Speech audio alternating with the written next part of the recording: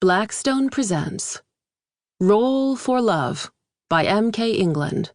This book is read by Natalie Naudus, Mary Helen Gallucci, and André Santana. To all the country queers out there, whether you're living your dream or waiting for your chance at it, I send you my love. Author's note. While this book is overall light-hearted and joyful, there are a few content notes available at mkengland.com/books if you need them. Hotline numbers and other resources are listed in the back of this book. Chapter 1. Harper. So, I guess I live in a barn now. You are not living in the barn, my mom says after a deep, calming breath. Her knuckles are white where they wrap around the cardboard box full of linens in her arms.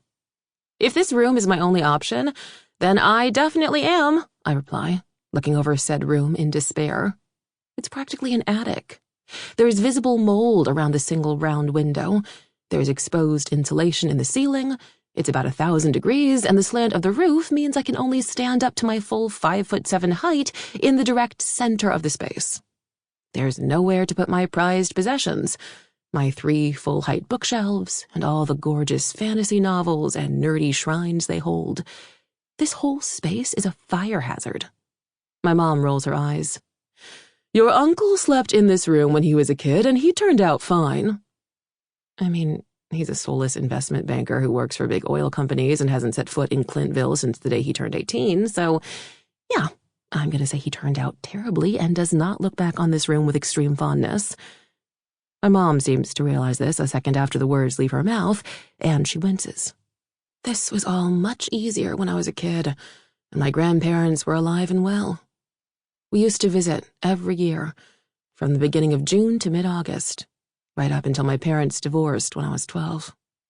Fun fact, turns out my mom was bringing me here for 2.5 months every year to get away from my dad, which, truly, I don't blame her for.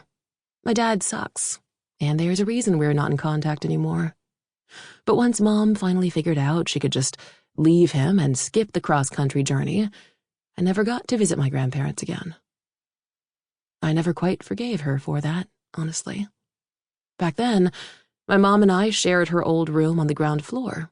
A bit tight with 2 beds and closed off by weird accordion doors, but much more tolerable than the upstairs room/oven. These days, my mom and I could never share a bedroom without murdering each other, and the Sample complete. Ready to continue?